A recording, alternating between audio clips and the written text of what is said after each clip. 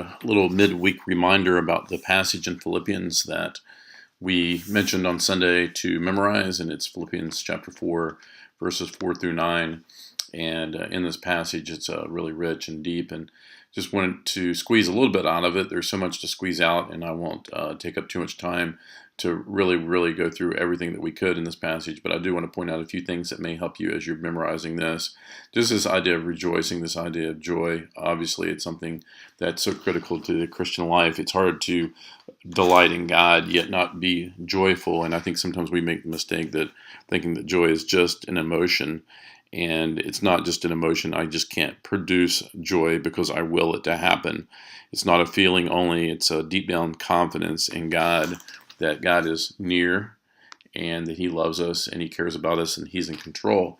And so as we look at this passage, he says rejoice, and he says it's so important that we rejoice. He said, I will say it again. He said, let's just say it again, rejoice, rejoice in God.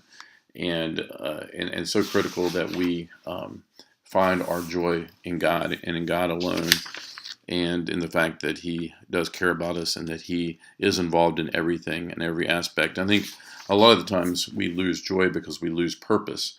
And in the book of Philippians, if we go back to chapter 1, Paul tells us what our purpose is as Christians, and I just want to take you back to that. In chapter 1, verse 27, he says, whatever happens, conduct yourself in a manner worthy of the gospel of Christ. And so that is a great summary statement of the why as Christians we exist, what our purpose is on earth, is that we live in a manner that's worthy of the gospel, that we have the kind of life that shows that the gospel is worthy of our greatest allegiance and our greatest alliance.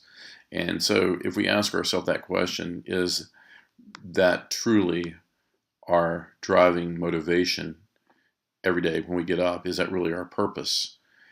I think one of the reasons that joy so often does escape us is the fact that we aren't aware of the presence of God. We just go about doing our thing and we forget that God is truly near and he's sovereign, he's working, he's doing things. As those of you who are taking the Experiencing God class, you know that God is at work around you. He's doing something around you, and he's invited you to join him in what he is doing.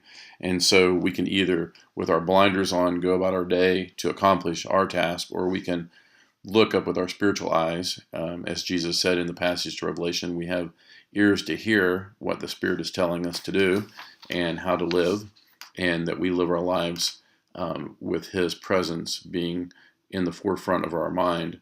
And as a result of that, we find joy in the Lord, because we know that no matter what happens, no matter what comes at us during the day, that God is in control, that God is near. And he says, then let your gentleness be evident to all.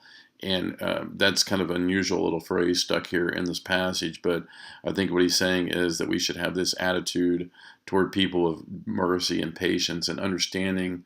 And those attitudes come about because the Lord is near, and he could be referring to the fact that he's close to us, his presence. It could be that he's saying God knows everything, he knows what's going on, but more than likely, he's saying the Lord is coming soon, Jesus is coming, and so he's near. So let's allow our lives to express what he told us back in chapter 1, that we live life worthy of the gospel. So just a couple of the verses, we're memorizing verses 4 through 9, just wanted to kind of give you a couple insights there as you're doing this memorization this week.